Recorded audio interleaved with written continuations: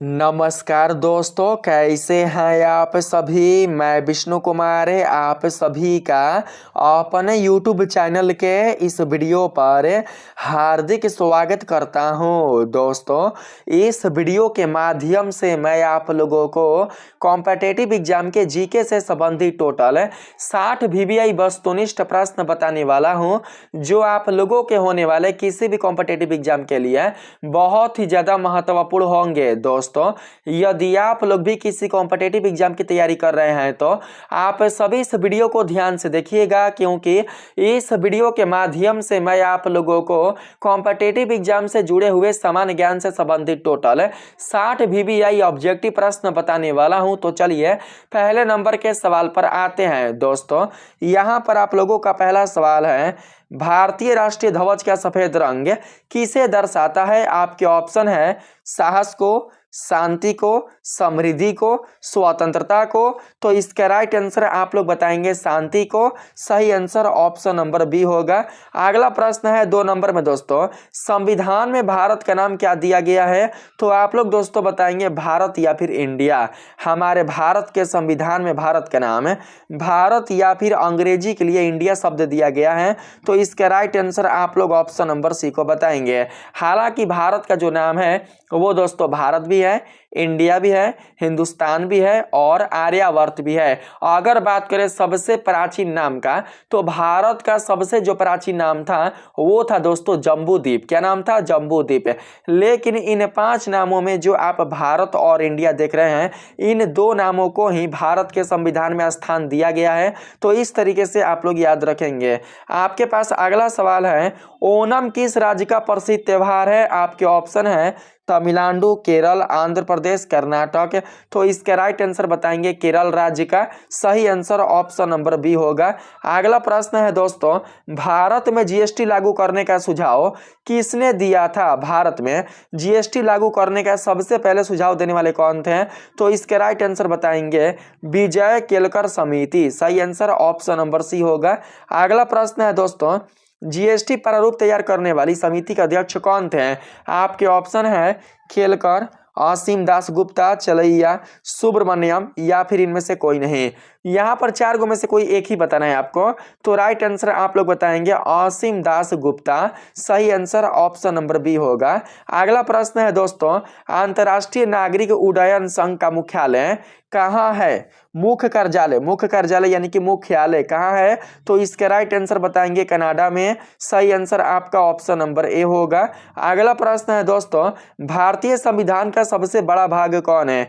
भाग 3, भाग 5, भाग 8 या फिर भाग 12। तो इसका राइट आंसर आप बताएंगे भाग 5। तो सही आंसर ऑप्शन नंबर बी होगा। अगला प्रश्न है दोस्तों, लिटिल मास्टर के नाम से कौन प्रसिद्ध है।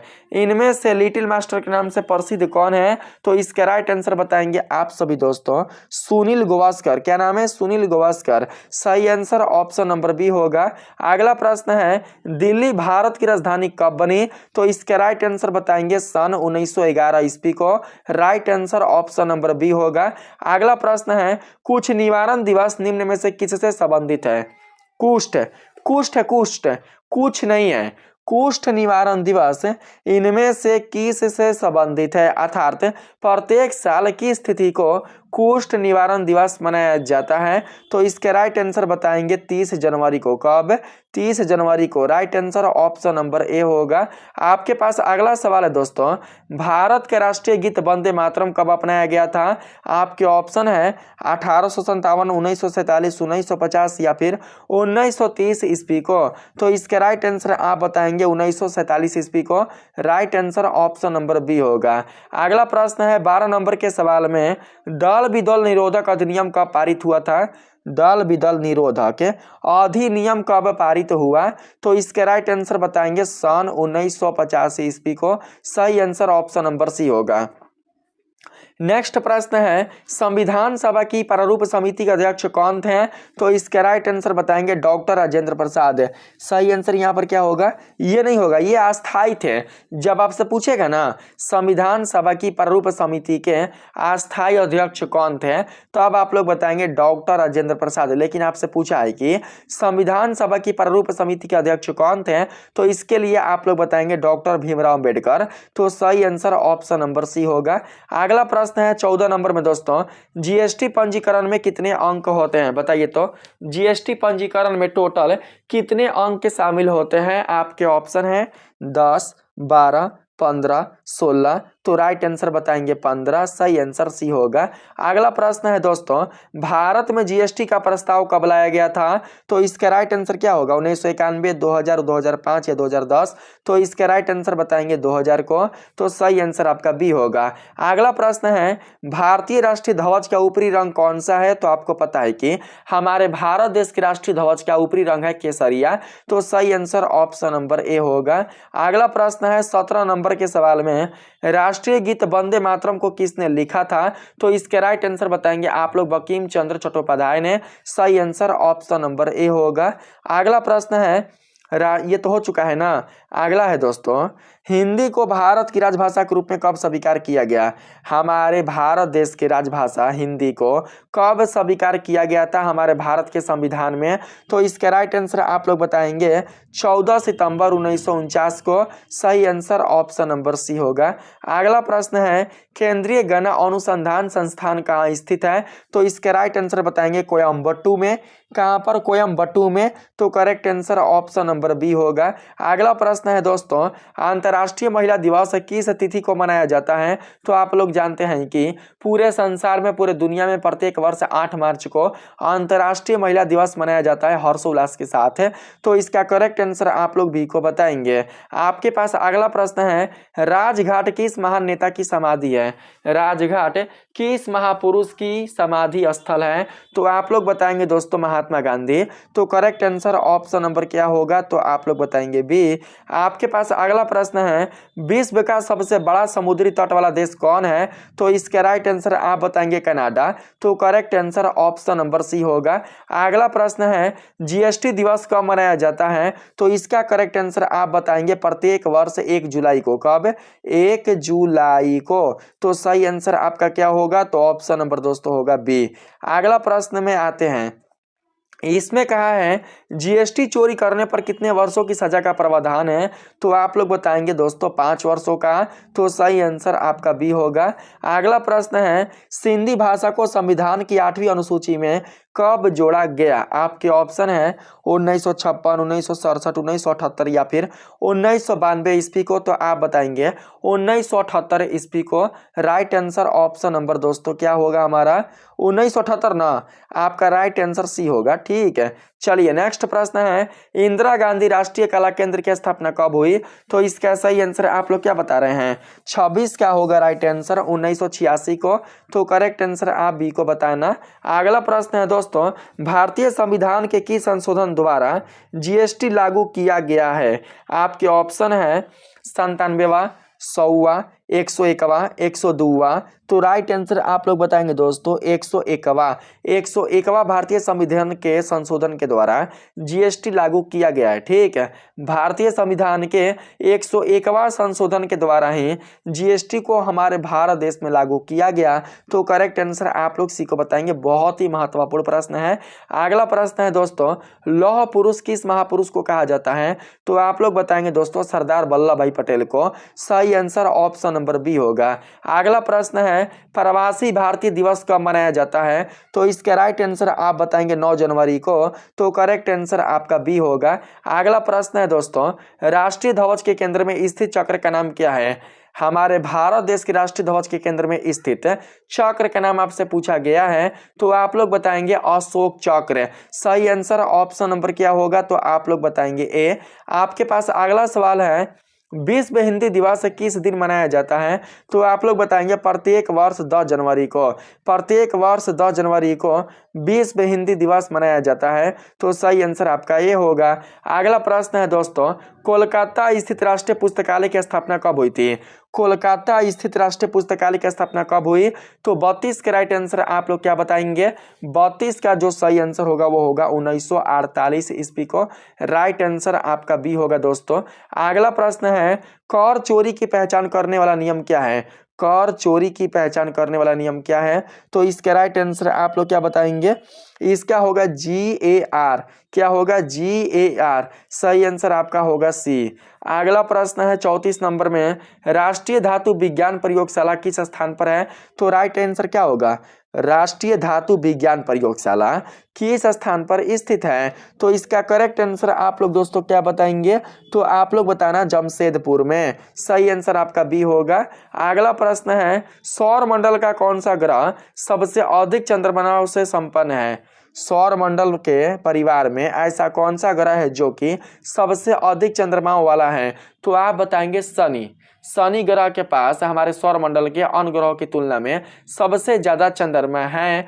तो राइट आंसर आप बताएंगे ऑप्शन नंबर बी। चलिए नेक्स्ट में आते हैं दोस्तों। यहाँ पर 35 का राइट आंसर क्या होगा? तो बी होगा। अब हम आते हैं नेक्स्ट प्रश्न पर। तो देख सकते हैं 36 नंबर के सवाल में अधिक चंद्रमाओं से संपन्न है, सनी होगा। अगला प्रश्न है, रमन अनुसंधान संस्थान कहाँ स्थित है? रमन अनुसंधान संस्थान कहाँ स्थित है? तो राइट आंसर बताएंगे बेंगलोर में। करेक्ट आंसर आपका सी होगा। अगला प्रश्न है दोस्तों, वर्तमान में 8वीं अनुसूची में कितनी भाषाएं हैं? तो 22 गो। तो करेक्ट आंसर आपका ऑप्शन नंबर सी होगा। नेक्स्ट प्रश्न है, वर्तमान में भारतीय संविधान में कितने भाग हैं? वर्तमान समय में हमारे भारत के संविधान में टोटल कितने भाग सम्मिलित हैं? तो इसका करेक्ट आंसर आप बताएंगे 25 गो। अगला प्रश्न है दोस्तों, वर्तमान में भारतीय संविधान में टोटल कितनी अनुसूचियां हैं? तो आप बताएंगे टोटल 12 अनुसूचियां हैं। सही आंसर आपका बी होगा। अगला प्रश्न है दोस्तों, विश्व में सबसे पहले किस देश ने GST लागू किया था? तो इसका राइट आंसर आप बताएंगे फ्रांस देश ने। सही आंसर ऑप्शन नंबर सी होगा। अगला प्रश्न है दोस्तों, भारत के राष्ट्रीय पक्षी कौन है? तो आपको पता है कि मोर है। तो इसका राइट आंसर हम लोग ए को बताएंगे। अगला प्रश्न है दोस्तों, यहाँ पर 42 नंबर सवाल है, भारत की भौगोलिक आकृति किस प्रकार की है? तो इसके राइट आंसर आप लोग क्या बताएंगे? तो आप बताना चतुष्कोणीय। चतुष्कोणीय ऐसे ही है ना? चतुष्कोणीय ठीक ऐसे ही ना है? एगो दूगो तीनगो चारगो, तो 4 ठीक है। चतुष्कोणीय है हमारे भारत की भौगोलिक आकृति। अगला प्रश्न है 43 नंबर के सवाल में, यहाँ पर 43 नंबर सवाल है, बेकिंग सोडा का रासायनिक नाम क्या है? तो आप बताएंगे सोडियम बाइकार्बोनेट। तो करेक्ट आंसर आपका बी होगा। नेक्स्ट प्रश्न है दोस्तों 44 नंबर में, हवा महल कहाँ स्थित है? तो आप बताएंगे जयपुर में। तो यहाँ पर right answer option number C होगा। नेक्स्ट प्रश्न है, सौर मंडल का कौन सा ग्रह दीप नीला रंग का दिखाई देता है? तो इसका राइट आंसर आप बताएंगे नेपच्यून। करेक्ट आंसर क्या होगा? तो ऑप्शन नंबर सी। नेक्स्ट प्रश्न है 46 नंबर में दोस्तों, देखिए पूछा गया आप लोगों से, रामकृष्ण मिशन की स्थापना किसने की? रामकृष्ण मिशन संस्था की स्थापना करने वाले कौन थे? तो आप बताएंगे स्वामी विवेकानंद। तो राइट आंसर आपका सी होगा। अगला प्रश्न है 47 नंबर में दोस्तों, संगीत नाटक अकादमी की स्थापना कब हुई थी? आपके ऑप्शन है 1952, 1953, 1954 या फिर 1955 ईस्वी को। तो राइट आंसर बताएंगे 1953 ईस्वी को। आपका राइट आंसर होगा बी। आपके पास अगला प्रश्न है, भारत की प्रथम महिला मुख्यमंत्री कौन थी? हमारे भारत देश की प्रथम महिला मुख्यमंत्री का नाम क्या था? तो आप बताएंगे सुचेता कृपलानी। देखिए प्रधानमंत्री की बात नहीं कर रहे हैं, प्रधानमंत्री होगा इंदिरा गांधी। अगर बात करें मुख्यमंत्री का तो वो होगा सुचेता कृपलानी, याद रखेंगे। आपका right answer option number C होगा। अगला प्रश्न है, बांग्लादेश के राष्ट्रीय फल क्या है? तो कटहल। बांग्लादेश के राष्ट्रीय फल क्या है? तो कटहल, याद रखेंगे। आपका correct answer option number D होगा। आपके पास नेक्स्ट सवाल है, ध्यानचंद की 4 हॉकी स्टिक वाली मूर्ति किस शहर में है? तो इसका राइट आंसर आप बताएंगे बियाना में। अगला प्रश्न है दोस्तों, केंद्रीय औषधि अनुसंधान संस्थान किस शहर में स्थित है? तो इसका राइट आंसर बताएंगे आप लोग क्या? तो दोस्तों इसका राइट आंसर होगा दोस्तों उत्तर प्रदेश यानी कि लखनऊ में। तो आप लोग ए को राइट बताना। आपके पास नेक्स्ट प्रश्न है 51 के बाद आते हैं 52 नंबर में। 52 लगता है छूट गया दोस्तों, 53 में आते हैं। ठीक, इसमें पूछा गया है, भारतीय पेट्रोलियम संस्थान स्थित है भारतीय पेट्रोलियम संस्थान कहाँ पर स्थित है? तो इसका राइट आंसर बताएंगे आप लोग दोस्तों कहाँ पर, तो देहरादून में। तो सही आंसर आपका ए होगा। अगला प्रश्न है, गुब्बारों और वायुयान के टायरों में कौन सी गैस भरी जाती है? तो इसका राइट आंसर आप बताना हीलियम गैस, जो कि एक प्रकार का अक्रिय गैस होता है। तो इसका राइट आंसर आपका सी होगा दोस्तों। अगला प्रश्न है, बादलों की दिशा एवं गति मापने वाला यंत्र क्या कहलाता है? किस यंत्र की सहायता से बादलों की दिशा एवं गति को मापा जाता है? तो आप लोग दोस्तों बताएंगे क्या? तो आप बताएंगे नेफोस्कोप। सही आंसर नेफोस्कोप होगा। आप लोग बी को राइट बताना। आपके पास अगला प्रश्न है, भारत की प्रथम महिला शासिका कौन थी? हमारे भारत देश की पहली महिला शासिका कौन थी? तो इसका राइट आंसर बताएंगे दोस्तों रजिया सुल्तान। तो करेक्ट आंसर आपका ए होगा। नेक्स्ट प्रश्न है, आधे अधूरे पुस्तक किस लेख की है? आधे अधूरे पुस्तक के लेखक कौन है? लेखक का नाम आपको बताना है। तो राइट आंसर आपका क्या मिलेगा? धर्मवीर भारती, मोहन राकेश, निर्मल वर्मा या फिर भगवती चरण वर्मा। तो इसका राइट आंसर आप बताएंगे मोहन राकेश। तो सही आंसर आपका बी होगा दोस्तों। अगला प्रश्न है, कटास राज मंदिर परिसर किस देश में स्थित है? तो इसका राइट आंसर बताएंगे पाकिस्तान में। सही आंसर आपका ए होगा। अगला प्रश्न है दोस्तों, सबसे बड़ा फील्ड हॉकी स्टेडियम किस देश में है? तो इसका भी राइट आंसर होगा दोस्तों पाकिस्तान। पाकिस्तान देश में ही सबसे बड़ा यानी कि दुनिया का सबसे बड़ा फील्ड हॉकी स्टेडियम स्थित है पाकिस्तान में। तो सही आंसर आपका बी होगा। नेक्स्ट प्रश्न है, यूपीएससी, यहाँ पर यूपीएससी के प्रथम महिला अध्यक्ष कौन थी? तो इसका राइट आंसर आप लोग बताएंगे रोज मिलियन बैच्यू। क्या नाम था? रोज मिलियन बैच्यू। तो सही आंसर आपका सी हो जाएगा। अगला प्रश्न है दोस्तों, केंद्रीय चमड़ा अनुसंधान संस्थान कहाँ स्थित है? तो इसका राइट आंसर आप लोग क्या बताएंगे? इसका करेक्ट आंसर होगा चेन्नई में। आप लोग सी को राइट बताना। आपके पास अगला प्रश्न है, एक प्रश्न और है, हॉकी का जादूगर किसे कहा जाता है? तो इसका आंसर आप लोग कमेंट में बता सकते हैं। ठीक है, इसका आंसर मैंने कई बार आप लोगों को पिछले वाले वीडियो के माध्यम से बताया है। आप जानते भी होंगे कि हॉकी का जादूगर किसे कहा जाता है। तो आप लोग कमेंट में बताना बिल्कुल भी नहीं भूलिएगा। मिलेंगे फिर से एक नेक्स्ट वीडियो में, तब तक के लिए आप सभी को दिल से धन्यवाद। राधे राधे।